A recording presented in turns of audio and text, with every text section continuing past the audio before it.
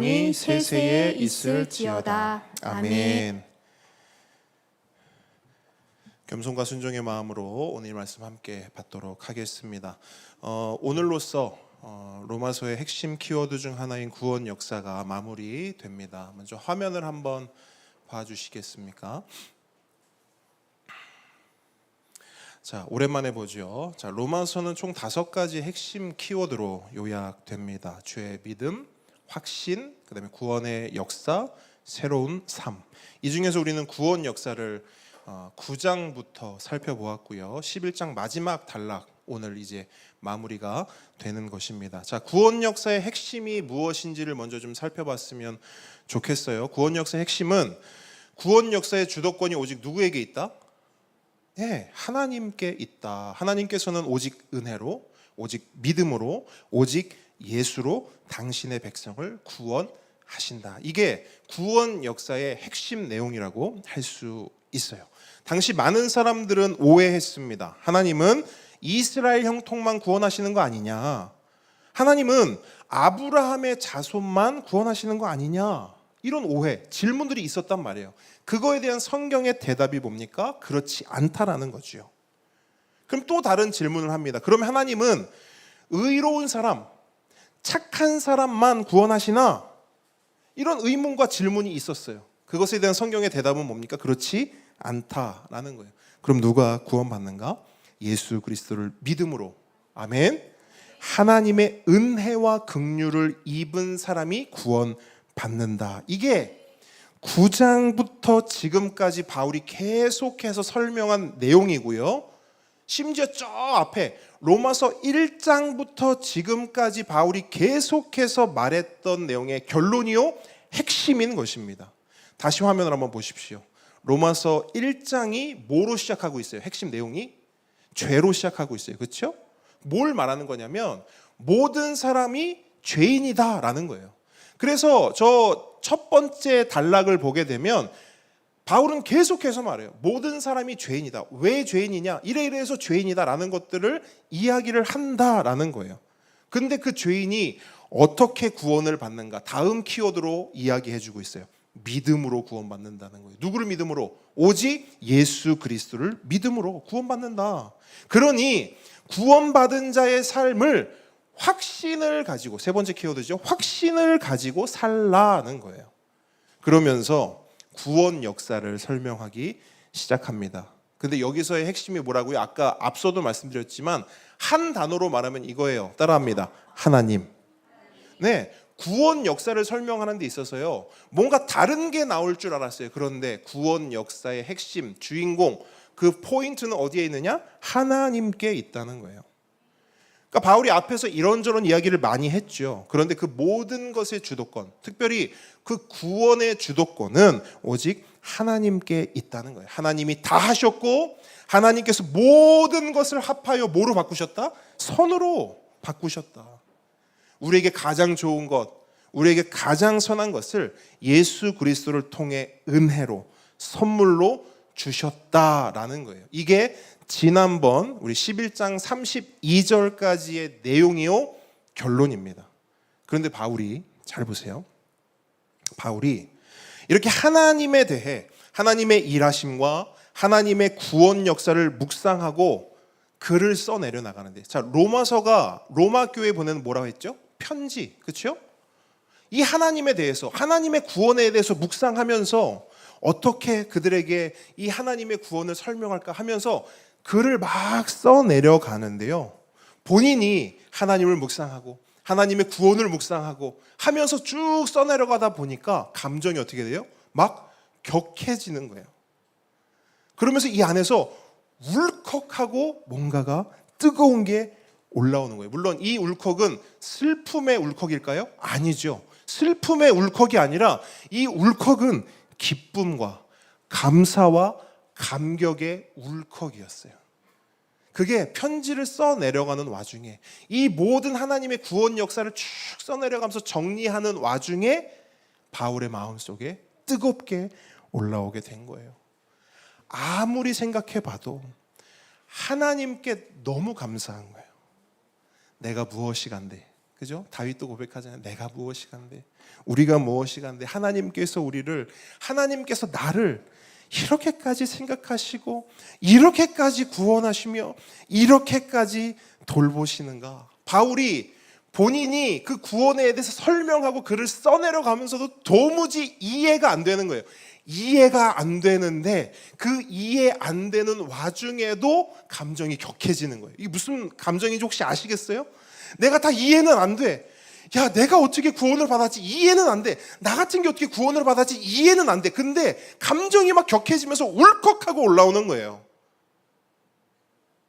그래서 바울이 뭘 하느냐? 갑자기요?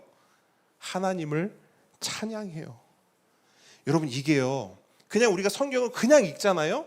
그러면 그냥 이렇게 글을 썼구나 할 수 있어요. 근데 이 바울의 감정을 쭉 우리가 읽으면서 그 바울의 마음을 우리가 쭉 느끼면서 또 바울의 그 마음과 우리의 마음이 통하면서 이 본문을 딱 읽잖아요. 그러면 이거요, 그냥 대수롭지 않게 안 읽히는 거예요. 제가 그랬어요. 이번 주 이 한 단락이 마무리되는 이 부분을 어떻게 설교할까 하는데요, 하나님이 이 마음만 주시는 거예요. 이 마음만, 바울의 이 마음만 저에게 느껴지게 하시는 거예요. 봐라, 바울이 뭐 했는지 봐라. 바울이 찬양했잖아. 여러분, 어떤 면에서 보면요, 요 찬양이요, 이게 뭐 송영 이렇게도 돼 있고 뭐 찬양 이렇게도 아마 성경에 기록되거나 설명할 텐데, 이게 어떤 면에서 보면 정말 뜬금없어 보일 정도로 불현듯 나온 찬양이거든요.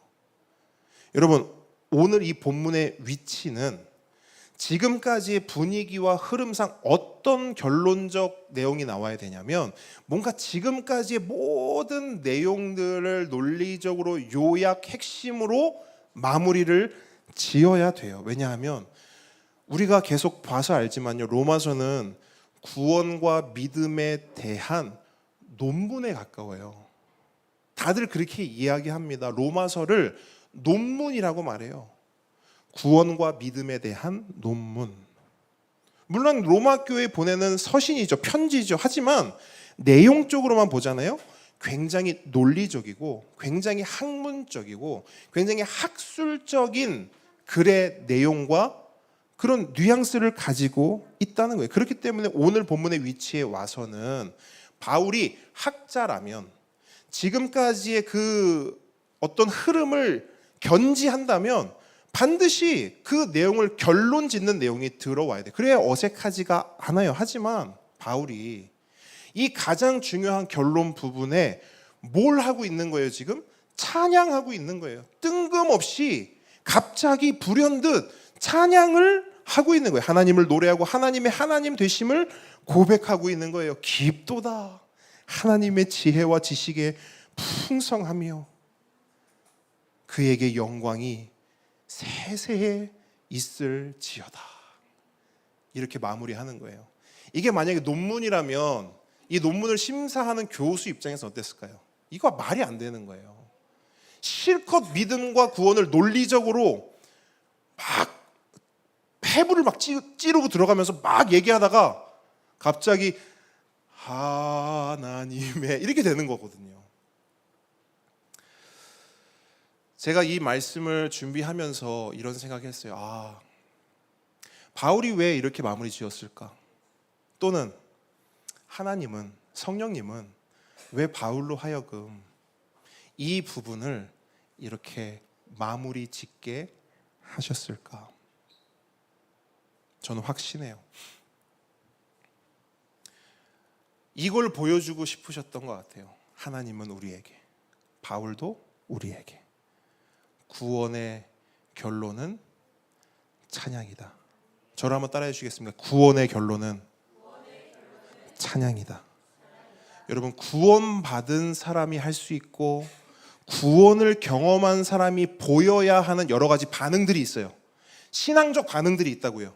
영적인 반응들이 있다고요. 근데 그 핵심, 그 결론, 가장 중요한 반응이 뭔지 아세요? 찬양이에요. 찬양이에요. 그렇기 때문에 찬양은 아무나 할 수 없는 겁니다. 누가 찬양할 수 있는가? 구원받은 사람이 찬양할 수 있습니다. 하나님의 구원과 은혜와 사랑에 감동받아 감격과 감사가 넘치고 찬양하지 않고는 견딜 수 없는 그 사람이 노래하고 높이고 찬양할 수 있는 거예요. 그러므로 찬양은 구원에 대한 가장 자연스러운 반응이요, 구원이 맺는 열매입니다. 저를 한번 따라하겠습니다. 구원이 맺는 열매. 네, 여러분 그게 찬양이에요. 구원이 맺는 열매가 찬양이에요. 그래서 예수님도 이런 뉘앙스를 가지고 이런 말씀을 하신 적이 있어요. 사함을 받은 일이 적은 자는 적게 사랑하느니라. 한 번 더요. 사함을 받은 일이 적은 자는 적게 사랑하느니라. 이게 무슨 말이냐면 반응에 대해 말하는 거예요. 반응. 사람의 반응. 내가 받은 용서가 작고 그 받은 용서를 정말 별 볼 일 없게 대수롭지 않게 여기면 나를 용서한 분에 대한 사랑도 감사도 찬양도 크다 작다? 작다. 그럼 반대로 내가 받은 용서가 크고 그 용서를 정말 감사하고 감격해 하면 나를 용서한 분에 대한 나의 사랑과 감사와 찬양은 어떻다? 크다. 받은 용서, 받은 사함, 받은 은혜가 크면 클수록 사랑도 커지고 감사도 커지고 우리의 고백, 우리의 노래, 우리의 찬양도 커진다는 거예요. 근데 바울은 진짜 알았거든요. 진짜 믿었거든요. 뭘 알고 뭘 믿었냐? 첫째, 자기가 얼마나 큰 죄인인지를 알았어요. 그래서 바울이 늘 고백하지 않습니까? 내가 죄인 중에 괴수다. 그러니까 바울은 자신의 죄가 얼마나 큰지, 자기가 얼마나 비참한 괴수와 같은 존재인지를 알았어요. 그리고 두 번째, 그런 비참한 괴수를 용서하신 하나님의 구원과 하나님의 은혜와 하나님의 사랑이 얼마나 큰지도 바울은 알고 경험하고 누리고 믿었어요. 그래서 로마서를 기록하면서 이스라엘과 이방인을 하나님의 심정과 하나님의 마음으로 막 설득하고 권면하고 논리적으로 파고들면서 때로는 막 꾸짖기도 하잖아요. 너네들 그렇게 살지 마. 교만하지 마. 높은 자리에 서려고 하지 마. 엄청나게 몰아붙이면서도 불현듯 자신이 몰아붙이고 있는 그 자리에 누가 서 있었다는 거예요? 내가 그 자리에 서 있었고, 저 사람들보다 내가 더 교만했고, 저 사람들보다 내가 더 추잡하고, 저 사람들보다 내가 더 죄인인데, 그런 나를 하나님이 지금 이 자리에 세워 주셨다는 거예요. 그러니까 정작 그 은혜의 주인공이 누구라는 거예요? 그 사람도 아니고 나라는 거예요. 본인이었다는 거예요. 여러분, 바울이 어떤 사람이었습니까? 디모데전서 1장 13절을 보면 스스로를 바울은 이렇게 평가해요. 내가 전에는 비방자요, 박해자요, 폭행자였습니다. 누구를 비방했습니까? 예수를요. 누구를 박해했어요? 예수를요. 누구를 폭행했습니까? 예수를요. 바울이 그렇게 고백한다고요. 근데 내가 전에는 비방자요, 학대자요, 폭행자였습니다. 그 다음 문구가 뭔지 아세요? 그러나 도리어 긍휼을 입었습니다. 이렇게 말해요. 도리어, 오히려. 여러분, 이 단어가 얼마나 은혜의 단어인지 몰라요. 벌받아 마땅한 비방자요, 저주를 받아 죽어도 아무 찍소리 못하고 죽어 마땅한 박해자요, 폭행자였다라는 거예요, 바울이. 그런데 그런 바울을 도리어, 오히려 하나님께서는 어떻게 해요? 긍휼히 여겨주시고 은혜를 베풀어 주시고 사랑해 주셔서 바울이 지금 이런 큰 은혜와 복을 누리고 있다라는 거예요. 그래서 바울은 하나님을, 예수님을 뭐 할 수밖에 없어요? 찬양할 수밖에 없는 거예요. 하나님께 감사할 수밖에 없는 거예요. 하나님을 사랑할 수밖에 없는 거예요. 사함을 받은 일이 큰 자는 크게 감사하고 크게 사랑하고 크게 찬양하느니라. 이것이 여러분 찬양의 원리이고 예배의 원리이고 신앙의 원리입니다. 그렇기 때문에 우리의 신앙과 예배를 점검하고 회복하는 방법은요, 어쩌면 굉장히 간단해요. 왜 나에게 신앙의 침체가 왔는가? 왜 나는 예배 가운데 은혜가 없는가? 왜 말씀을 들어도 동하지 않는가? 왜 찬양 가운데 감사와 감격이 우러나오지 않는가? 이런 질문들이 우리 신앙생활을 하다 보면 던져진단 말이에요.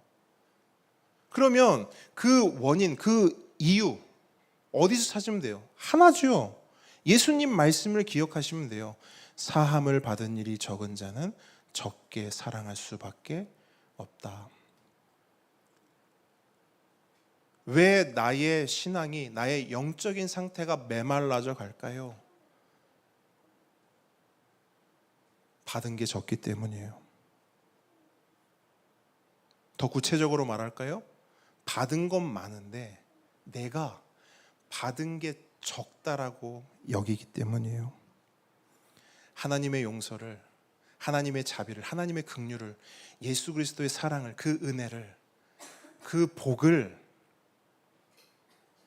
우린 어쩌면 너무 대수롭지 않게 별 볼 일 없는 것처럼 여기는 것이 아닐까라고 스스로를 돌아봐야 한다는 거예요.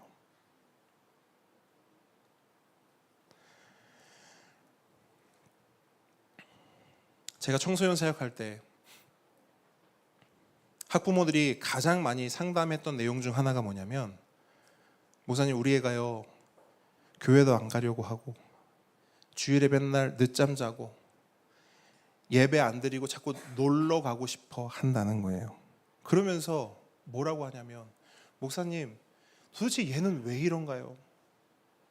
좀 하나님 좀 잘 믿고 예배도 좀 잘 드리고 교회 생활도 좀 잘 착실하게 했으면 좋겠는데 목사님 도대체 얘는 왜 이런 건가요? 혹시 여러분은 이 이유를 알고 있습니까? 정답이에요. 정답이에요, 집사님. 근데 우리는 그것을 먼저 생각하지 않는 경우가 너무 많은 것 같아요. 우리는 보통 이렇게 생각해요. 왜 교회를 안 가는가? 왜 예배에 이렇게 마음을 두지 않는가? 그러면 대부분 이거 생각하거든요. 아, 예배가 지루해서 그래. 예배 시간이 힘들어서 그래. 목사님 설교가 길어서 그래요. 여러 가지 피상적 이유를 우리는 생각하고 말한단 말이에요. 그나마 조금 영적이다. 뭐 이게 말이 어떤 의미인지 모르겠지만 영적이다 하는 분들은 또 어떤 말을 하냐면, 지금 얘가 이렇게 하려고 하는데 자꾸 이 어둠의 세력들이, 이 사단 마귀가 자꾸 틈타가지고 얘 자꾸 예배하지 못하게 하고 교회도 못 가게 하고 교회 가는데 어떤 사고가 일어나게 하고, 이런 말을 한단 말이에요. 물론 여러분 그런 것들이 영향을 끼치겠죠. 예배의 분위기, 예배의 어떤 뭐 시간, 뭐 예배의 어떤 뭐 느낌적인 느낌, 그리고 영적인 방해, 있겠죠. 당연히 있을 거예요. 하지만 그게 본질은 아니에요. 그럼 본질이 뭐냐? 감사가 없기 때문이에요. 조금 더 구체적으로 말해볼게요. 감격이 없기 때문이에요. 감격. 왜 감사와 감격이 없죠? 용서받은 적이 없어요. 아까 집사님 말씀하셨잖아요. 뭐라고 말씀하셨죠? 하나님을 잘 모르기 때문에. 맞아요. 저 하나님을 잘 모르기 때문에 이걸요 제가 구체적으로 표현해 드리는 거예요. 왜 감사가 없고 감격이 없냐? 왜 교회 가는 게 별 의미가 없어 보이고 왜 예배하는 게 큰 의미가 없냐? 감격한 적이 없어요. 다르게 말해 볼까요? 용서받은 적이 없어요. 사랑받은 적이 없어요. 은혜 받은 적이 없어요. 한마디로 구원의 경험이 없어요. 이걸 직시해야 돼요. 우린 퉁치려고 한단 말이에요. 분명히 구원 받았을 거야. 근데 다른 이유 때문에 이런 걸 거야. 아니요. 본질을 건드려야죠. 진짜 아픈 데는 거긴데 왜 엉뚱한 데를 자꾸 우린 건드리려고 하죠? 구원의 경험이 없어요. 감격이 없어요. 그래서 교회에 갈 이유 없어요. 예배 드릴 이유 없어요. 그러니까 웬만하면 안 가고 싶어 해요. 웬만하면 이유를 만들어서 안 가려고 해요. 그리고 그렇게 자라서 성인이 되잖아요. 부모님 손을 떠나잖아요. 어떻게 하는 줄 아세요? 교회? 교회는 무슨 교회? 교회 떠납니다. 신앙? 신앙은 무슨 신앙? 신앙 다 버려요. 다 내팽개쳐요. 이런 케이스가 얼마나 많은지 몰라요. 근데 저는 그게 이상한 일이 아니라고 봐요. 어쩌면 당연한 거라고 봐요. 아니 목사님 어떻게 그렇게 말할 수 있습니까? 아니 여러분 생각을 해보시라고요. 교회 갈 이유가 없는 사람한테 왜 교회를 안 가냐고 물으면 그 사람은 또 뭐라고 대답을 해요? 예배 드릴 이유가 없는 사람한테 왜 예배 안 드리냐고 하면 그 사람은 뭐라고 대답할까요? 꽤 오래전에 제주도에 가족여행을 간 적이 있어요. 제주도 하면 뭐가 유명합니까? 뭐 도라르방 이런 거 저는 아시죠 여러분? 먹을 걸 얘기해야죠. 저보 돼지라고요? 돼지고기가 유명. 저 깜짝 놀랐잖아요. 그래서 뭐가 유명하지 했더니 내가 먹을 걸 얘기해야죠. 근데 돼지. 갈치 유명하잖아요. 갈치. 갔는데 그 친하게 지냈던 집사님이 그 되게 유명한 갈치집이라고 예약을 해주신 거예요. 그래서 갔어요. 엄청 비싸잖아요, 그죠? 갔는데 사람들이 되게 많더라고요. 식사를 막 하고 있었어요. 근데 갑자기 사장님이 오시더만 이렇게 하는 거예요. 잠깐 일어나 보래요. 일어나세요. 막 사람들한테 자 일어나세요, 일어나세요. 막 이렇게 하는 거예요. 밥 먹고 있는데 그게 뭔 일인가 해서 이렇게 일어났어요. 그랬더니 저 방에서 한 무리의 사람들이 이렇게 나오는 거예요. 근데 사장님 뭐라 하냐면 여러분 인사하세요, 인사하세요. 막 이러는 거예요. 밥 먹는데 뭐 갑자기 뭐 인사를 하래? 사람들이 뭐 다 황당했죠. 저도 황당했고. 왜냐면 저는 그 사장님도 처음 보는 사람이고 그 한 무리의 사람들도 처음 보는 사람들이거든요. 근데 알고 보니까 그 사람들이 누구게요? 그 한 무리의 사람들이. 그러니까 사장님이 이러는 거예요. 인사하세요. 제주도지사님이십니다.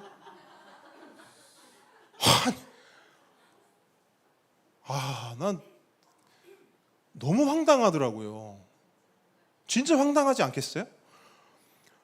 아니 몰라. 그 사장님하고는 친할 수 있겠지. 그죠? 제주도민들하고는 그래도 조금 뭐 할 수 있겠지. 난 제주도민도 아니고 난 처음 보는 사람인데 밥 먹다 말고 갑자기 일으켜서 인사를 시킨다. 말이 안 된다고 생각해요.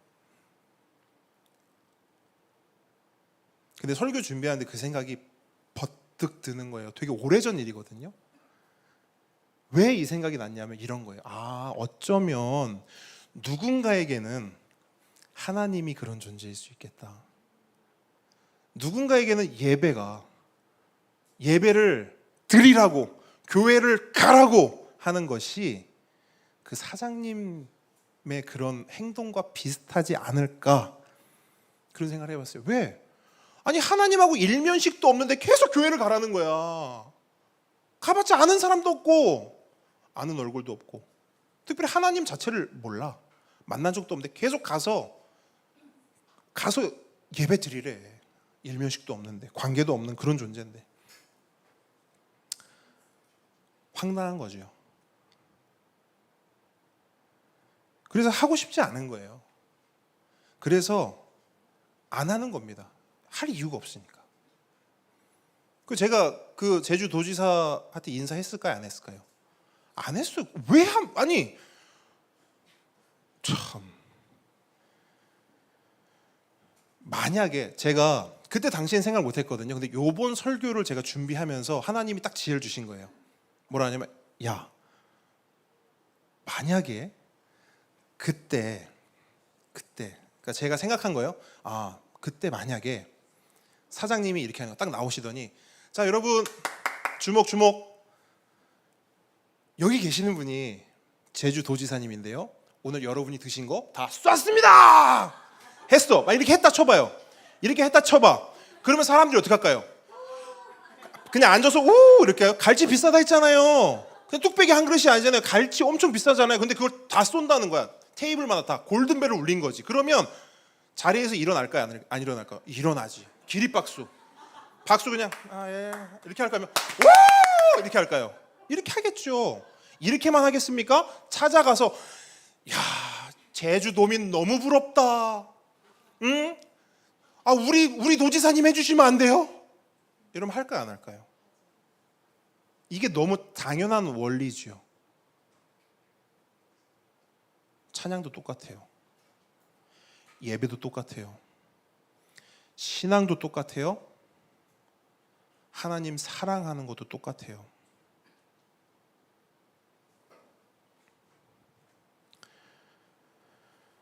사람은 갈치정식 한 상의 은혜만 입어도 그 감사에 반응하고 표현하게 돼 있습니다.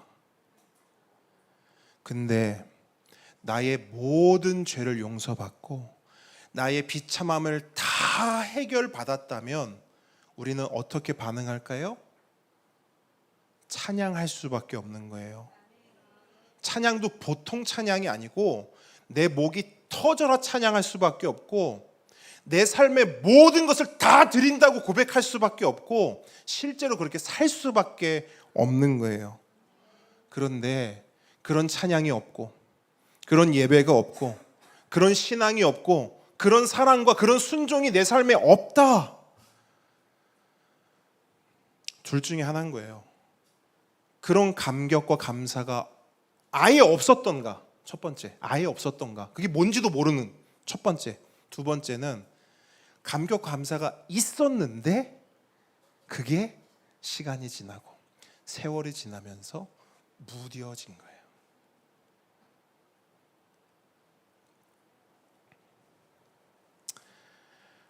그렇기 때문에 여러분, 하나님을 향한 그 어떤 드림도 내 삶에 없거나 혹은 바싹 말라 있다면 우리가 다른 거 생각할 필요 없습니다.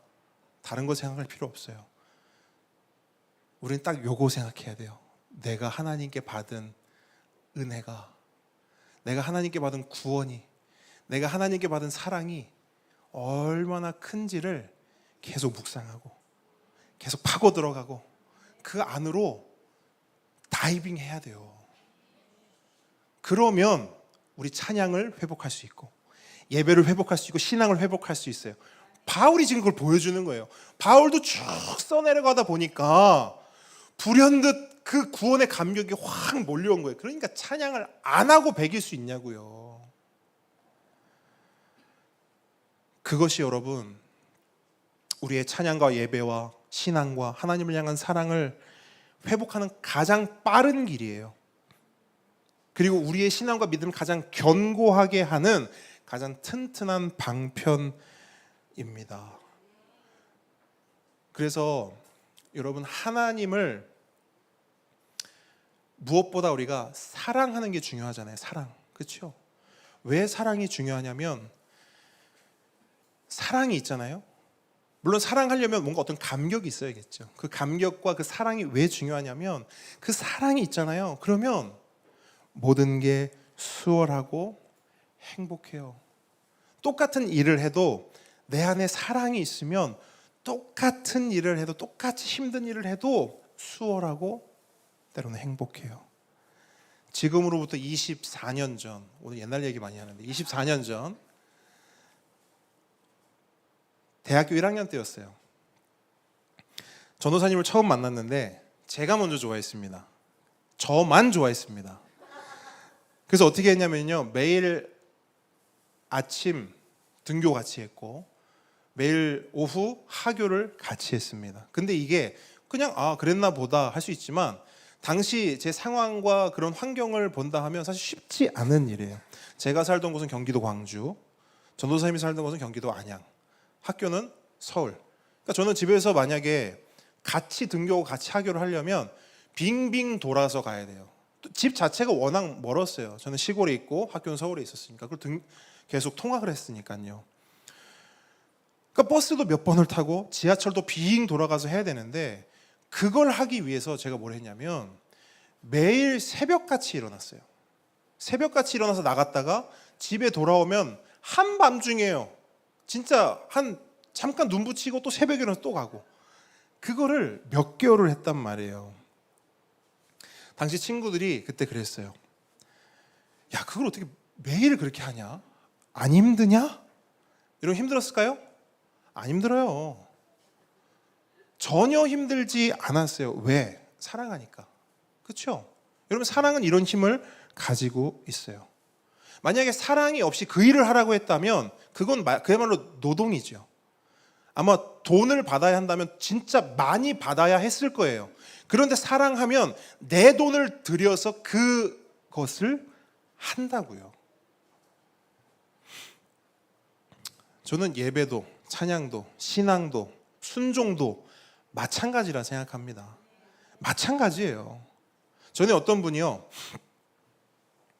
천국 가는 게 주저된대요.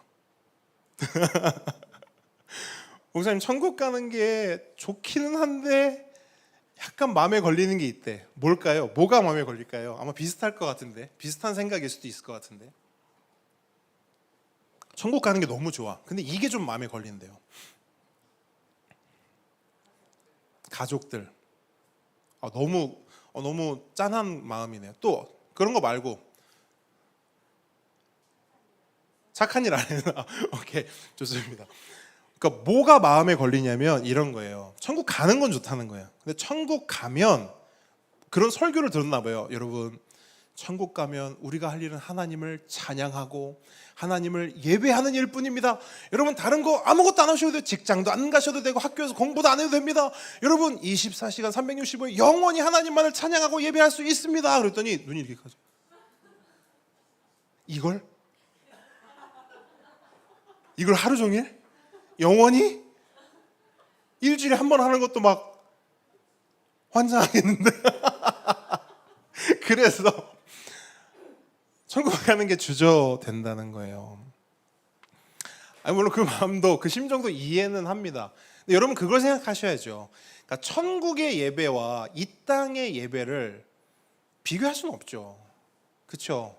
여기는 그냥 모형일 뿐이잖아요. 모형. 근데 이 안에서도 우리가 기쁨을 누리는데, 저기서는 진짜 완벽한 예배를 드리면, 완벽한 찬양, 하나님을 직접 우리가 보면서 예배하면, 야, 그거는 진짜 말도 안 되는, 정말 하지 말라고 하다면 할 거예요. 근데 어쨌든 이 땅에서 드리는 우리가 예배를 경험했을 때 불완전하기 때문에, 어쨌든 뭐든 순서나 뭐 이런 분들에 대해서 내 안에서 그런 부분이 있기 때문에 그럴 수 있지만, 어쨌든 저는 그것도 마찬가지예요. 뭐 순서나 뭐 시간이나 이런 거 다 떠나서 가장 본질에 사실 뭐가 있는 거예요? 사랑이 없는 거예요. 사랑이 무뎌진 거예요. 여러분, 사랑하면 그렇지 않습니다. 그럴 수 없습니다. 그래서 고린도전서 그 13장 보면 사랑장 있지 않습니까? 사랑장에서 하는 이야기가 뭐예요? 내가 사람이 바운과 천사의 말을 할지라도 사랑이 없으면 뭐래요? 소리나는 구리와 울리는 꽹과리가 된다. 이게 그거 말하는 거예요, 여러분. 이거 말하는 겁니다. 우리가 이렇게 예배의 형태는 가지고 있어도요, 여기서 여러분 안에, 우리 안에, 내 안에 하나님을 향한 사랑이 빠지잖아요. 그러면 이거는 그냥 껍데기라는 거예요.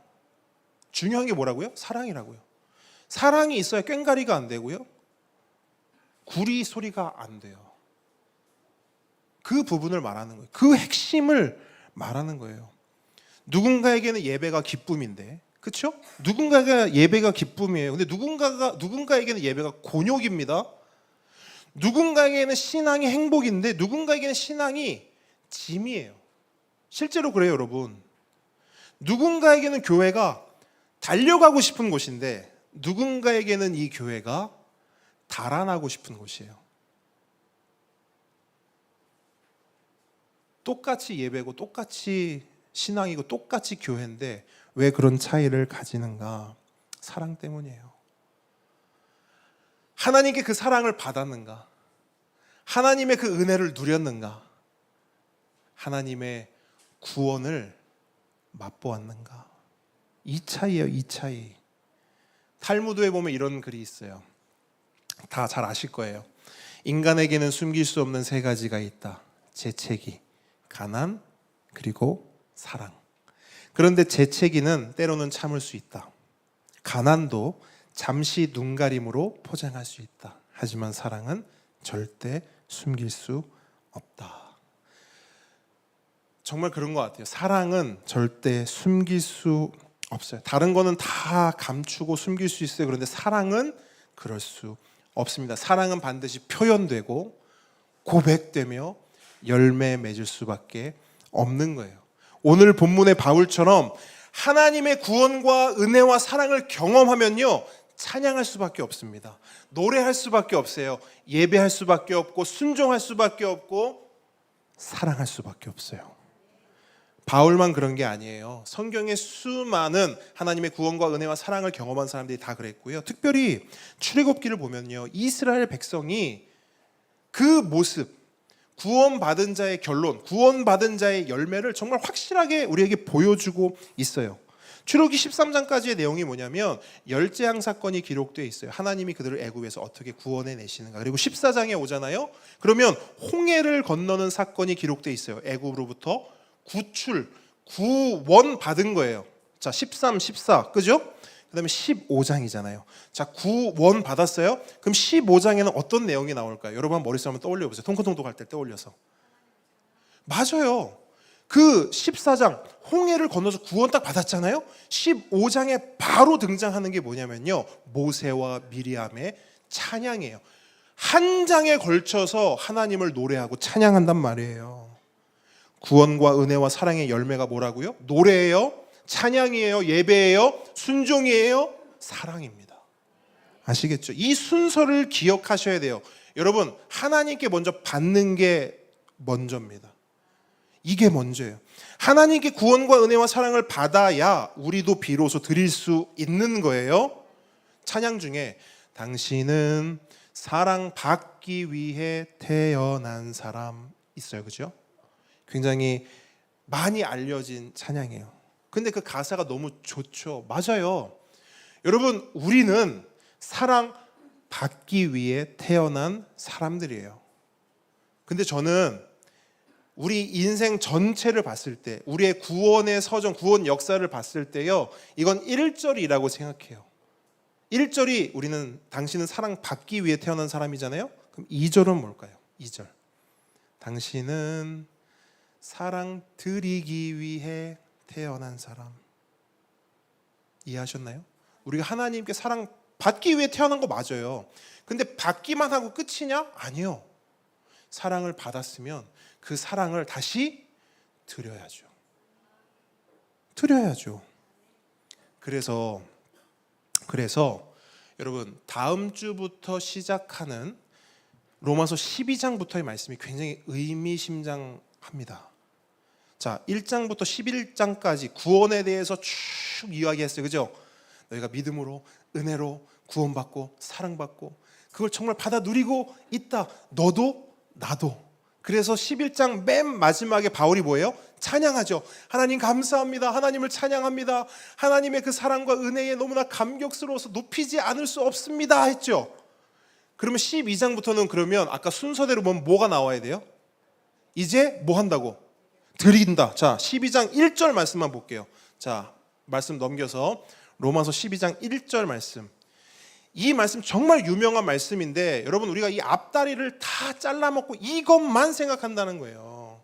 자, 이 앞에 내용들이 있어야 12장 1절이 비로소 의미가 있고 우리에게 힘이 있는 거죠. 12장 1절 큰 목소리 읽습니다. 시작. 그러므로 형제들아, 내가 하나님의 모든 자비하심으로 너희를 권하노니 너희 몸을 하나님이 기뻐하시는 거룩한 산 제물로 드리라. 이는 너희가 드릴 영적 예배니라. 아멘. 아멘. 여러분, 이 말씀이 이제 분명해지죠. 선명해지죠. 왜 이 말씀이 나와야 되는지. 굉장히 의미심장한 거예요, 여러분. 근데 여러분, 첫 단어가 뭐로 시작해요? 그러므로 이렇게 시작하죠. 그러므로 앞에 내용이 있다는 거예요. 전제가 있다는 거예요. 전제. 하나님께 구원과 은혜와 사랑을 받았으므로, 그러므로 뭐 해라? 너희 몸을, 너희 삶을 하나님이 기뻐하시는 거룩한 산제물로 드리라. 이게 너희 구원받은 자, 은혜 입은 자, 하나님께 사랑을 받아 누리는 자가 드릴 영적 예배다 선언하는 거예요. 이게 여러분 신앙의 큰 그림입니다. 신앙의 큰 그림이에요. 그래서 바울은 우리에게 이 전체적인 로마서의 큰 그림을 통해서도 우리에게 신앙의 어떤 방향성, 신앙의 어떤 지향성을 보여주고 있어요. 그게 뭐냐면 구원과 은혜와 사랑을 받아야 찬송과 예배와 신앙과 순종을 하나님께 드릴 수 있고, 그렇게 드리는 자가 새로운 삶, 우리 이제 마지막 키워드가 새로운 삶이잖아요. 그 새로운 삶을 살 수 있다라는 거예요. 그러니까 새로운 삶은 다른 게 아니에요. 하나님께 받은 은혜로 그 받은 은혜를 하나님께 다시 사랑으로 돌려드리는 거예요. 그게 우리가 살아가야 할 삶입니다.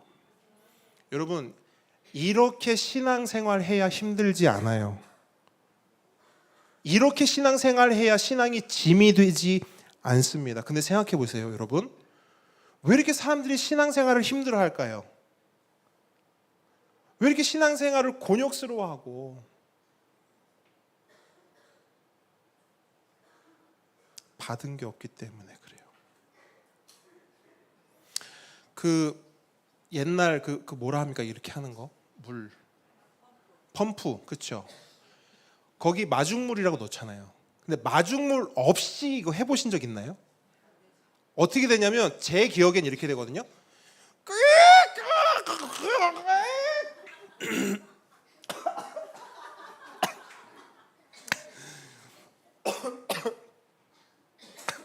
난리 났네. 여러분, 이렇게 제 목을 희생하면서까지 뭘 말씀드리는지 알겠죠? 이게요, 하나님 은혜 없이, 받은 사랑 없이, 구원의 감격 없이 신앙생활 하잖아요. 그럼 우리 삶 속에는 계속 그런 소리가 날 수밖에 없어요. 듣기 싫은 소리, 누가 들어도 누가 봐도 아이고 힘들구나 이럴 수밖에 없단 말이에요. 일면식도 없는 분을 예배해야 하고, 나한테 뭐 준 것도 없는 분께 헌금도 드려야 하고, 미치고 팔짝 뜁니다. 여러분, 우리가 이게요, 경험한 사람들한테는 아무것도 아닌데 그 경험이 없는 사람에게는 그게 너무 곤욕스럽다고요. 누군지도 모르는데 내가 번 돈을 어떻게 합니까?